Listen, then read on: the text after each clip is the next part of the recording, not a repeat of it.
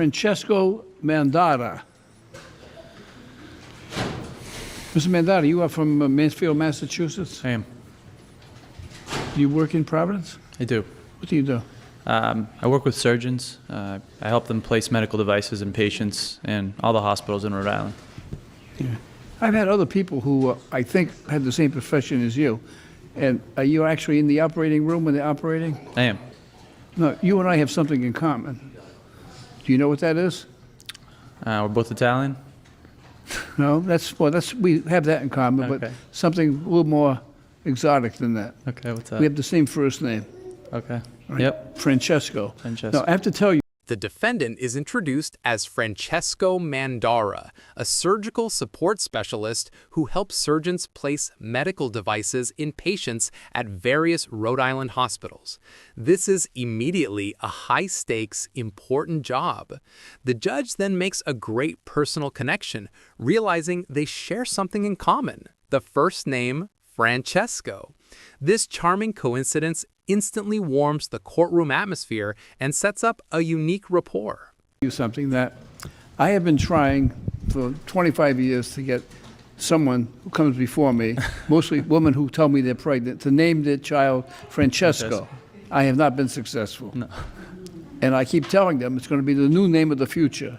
It is. They won't listen. Now, is there a reason why your parents named you Francesco? I was born in Sicily, so I'm.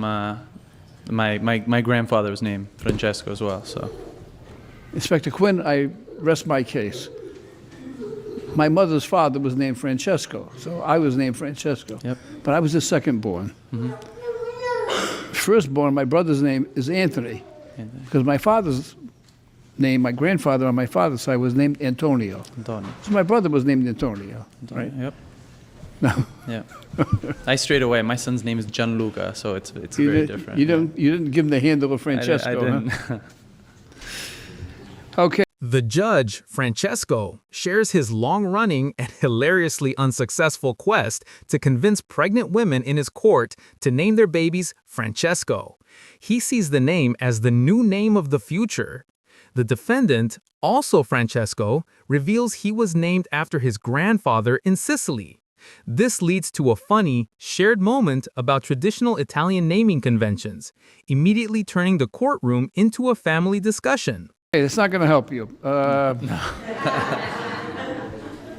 You have an expired meter on Francis Street. What do you want to tell me about that? I'm I have nothing to say against that. I never received the physical ticket on my car. So the first communication I received was home. The summons. So and so that was the only. That was the first time I knew about that ticket. So if that was expired, then I'm sure it was my error. But I just Don't worry about it. Yeah. All right.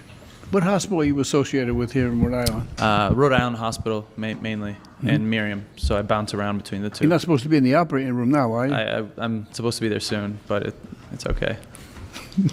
the hospitals usually run late. There's so some it's poor okay. person on a gurney saying they're not operating yet Yeah. because It's okay. Francesco's before the traffic court. You're also charged with going through a red light on John Partington Way. The case finally gets to the charges, an expired meter and running a red light. Francesco explains the expired meter ticket was only received via summons, but he owns the error. The red light, however, is the more serious charge. The judge correctly guesses the urgency. Francesco was rushing to Rhode Island Hospital because surgeons call him kinda last minute to assist with their cases. This is not a joyride. It's a mission to save lives. We're going to look at it. Okay.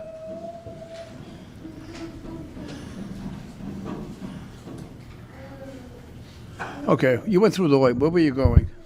So I was going to Rhode Island Hospital. So usually the surgeons call me kind of last minute to go to their cases, and so I'm trying to juggle the medical equipment from one hospital to the other. So I definitely ran the red. I mean, you could No, I know video you ran, evidence. Yeah. I know you ran the And red it light. was- I'm yeah. trying to figure out if you were on your way to the hospital. I was, yeah. So I was I go to Rhode Island Hospital that way, and so I was coming from Miriam to go to Rhode Island Hospital, and I ran the light. Your Honor, that appears to be the future. That's about 10 minutes from now when he leaves here, on the way to Rhode Island. Yeah, now. He'll go through it again. The video was played, confirming the red light violation.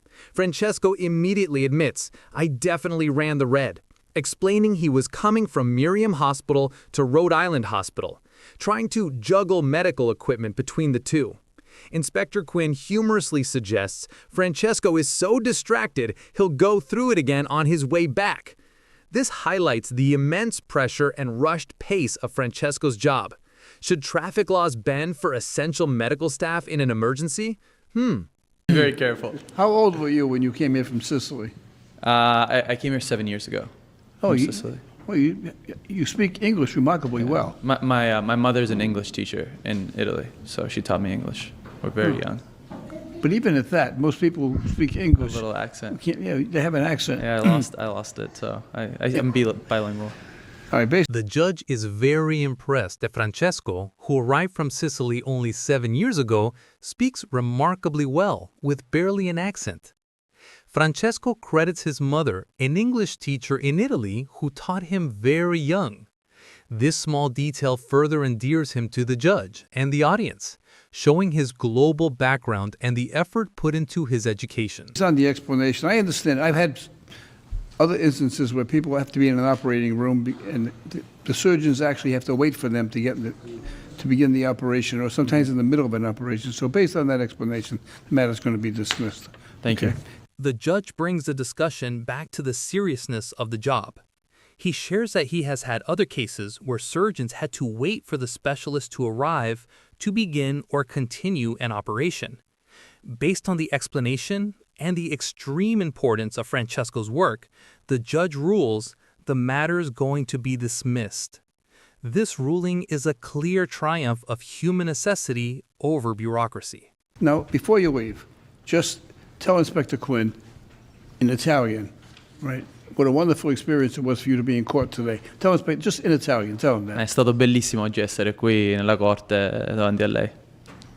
Inspector Quinn, you going to answer him? What do you do? What are you going to say? What is it? You have to respond to say something. What's it, grazie? Grazie. Speak Italian, say thank you.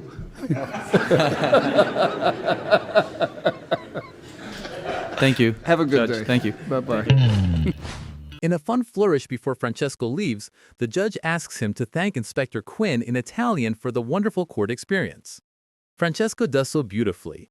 The judge then encourages Inspector Quinn to respond in Italian. All the inspector can manage is a simple "Grazie?" The judge jokingly demands, "Say thank you." The failure of the inspector to speak Italian is a hilarious, light-hearted end to the case, confirming the warmth of the court. Professional overview and conclusion. The case involved Francesco Mandara, a surgical support specialist from Massachusetts, charged with an expired meter and running a red light. The defendant admitted to both, explaining the red light was due to the urgency of his work, as he was rushing to assist surgeons in an operating room at Rhode Island Hospital, often juggling equipment between facilities. The final ruling was a full dismissal of all charges. The judge, recognizing the critical nature of the defendant's job and the potential for operations to be delayed without him, showed immense compassion and prioritized medical urgency over minor traffic infractions. Come on, how cool is that? If you'd like to see more cases like this one, tune into Court in Providence every weekday. Excuse me? You didn't know Court in Providence is also a TV show? Oh, wow, your life just got substantially better. To find out what channel we're on, go to courtinprovidence.com, click on your local listings, scroll down till you find your hometown, then start doing your happy dance. That's it. Move it, move it. Nice. All rise and hit subscribe so you don't miss the latest viral moments like this one. If you agree that a surgeon's assistant is more important than a red light, share this video. Weigh in on the cases and tell us how you would have rolled. You be the judge. Subscribe now.